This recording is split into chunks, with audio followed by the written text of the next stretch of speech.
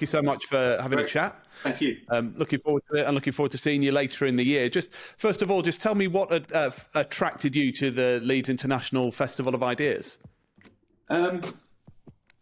First of all, I've never done a festival of ideas, and also, I mean, who's not going to be attracted to a festival of ideas, and particularly in Leeds? I can't elaborate really. Just to be asked to do something like that in that city, you're just not going to say no.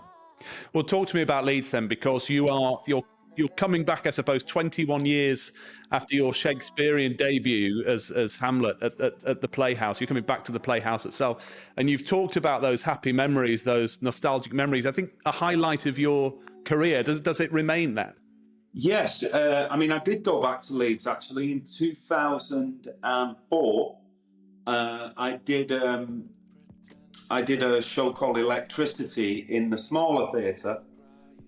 So I worked there twice under Ian Brown's, when Ian Brown's the artistic director. So twice I've been there. But yeah, I mean, to play Hamlet and to play Hamlet in the North in my own accent was a spectacular thing. You never dream as a young actor that you'll get to play Hamlet. You hope, and the stars aligned. So yeah, it was a very special experience for me. We sold out completely.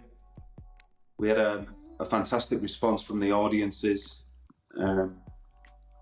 And to do it in that building, at the time it was called the West Yorkshire Playhouse. Both occasions I worked there. So yeah, it took some bottle because I was primarily known as a television and film actor. I think it's the biggest role in Shakespeare. I'd not been in rehearsal rooms and on stages a lot. I'd been in front of cameras, and there's a big difference. So yeah, it was a great time. And you are a northerner, as we know. You've clearly got great affection for this city. What is it about Leeds that means you have this affection for it? Because by rights, you shouldn't like Leeds. You're from the other side of the hills. That's right. Yeah. The only good thing to come out of Leeds is the motorway, we say. Terrible. Yeah, I'm from Lancashire. I'm from Salford. But anybody who's lived in London for prolonged periods of times, whenever you go up north, you're shocked by the warmth and the friendliness. Now, I have to say, that's not about the Cockneys. It's just that London is a transitory city. There's many strangers, and people are not as warm. And as soon as you get up north, Liverpool, Leeds, Manchester, Belfast, Glasgow, it's a completely different experience. And Leeds actually, at the time, I said it at the time, that Manchester had got a bit up itself around that time, and Leeds hadn't. And it reminded me of the Salford and Manchester I'd grown up in the 60s and 70s in terms of the immediacy of the warmth. And that's never changed for me. So let's talk about LIFI then, the Leeds International Festival of Ideas. What do you hope audiences will get from your Saturday headline event?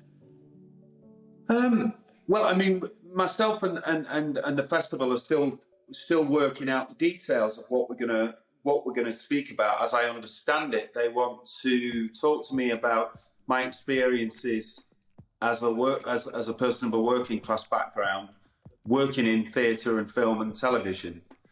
What I don't want to do here is let all the cats out of the bag, but I think it will be personal reflections on how it's been for me as a northerner within the industry, and how I feel the industry can improve for people from my background, and how it can change, because we're hearing a lot about equaling up and inclusivity, and I'll have a few things to say about that. Yeah, and I wondered on that. We, last year the BBC named Newcastle its first ever city of comedy. So the Northeast has got a lot of investment. Channel 4 is now headquartered in Leeds, and its news comes from here as well. Do you think there's a sense that after perhaps decades of talk about this investing in the North, that networks are maybe starting to put their money where their mouth is a bit? Well, yeah, the first signal of that was the BBC moving to Salford, wasn't it? And it's not decades, it's basically forever. The media has been completely and utterly centralised in London, as are many other things. So it's welcome. It's very welcome, and it's one of the reasons I want to come and talk about that in Leeds rather than in London. So yeah, it's very welcome. There are other areas where the industry can embrace inclusivity and think about. It's one thing, isn't it? It's one thing to put a building in an area. It's another thing to think very carefully about the people who are employed in that building and what the criteria is and how inclusive it is. If you're just going to pick up a load of the same kind of people and move them from London to Manchester, is it going to create work for local people? Is it going to create opportunities for young people who perhaps feel excluded from the industry that I work in? And there's no doubt that has got worse. So those are other things that we're going to be talking about. How do these corporations reach out into the local community? Yeah, and I've heard this phrase brass plating, I think, which is sometimes said about TV production companies that might put somebody in a northern office, put a plate on the door and say, oh, we're a northern production company now, and that's what we are, even though it's two people that have sort of shifted up from London. Exactly. It's a culture change. Brass plating, it's more than the odd bursary as well. Yeah. So that's the kind of thing that we have to be vigilant about and get out into the media so they don't get away with sport washing or brass plating. Those are my questions. There was a lot of grumbling when BBC moved to Salford. Oh, I don't want to work in Salford. I want to be in London. Well, stay in London then. And we've got plenty of local talent. We don't need you. Just give us the structure. We'll do the rest. And that's the thing we've got to be very careful about. Brilliant. Well, we're so looking forward to seeing you up in Leeds in September, and we're looking forward to the event. And well, we can't wait to see you. Thank you very much. I'm honoured, and I'm looking forward to it.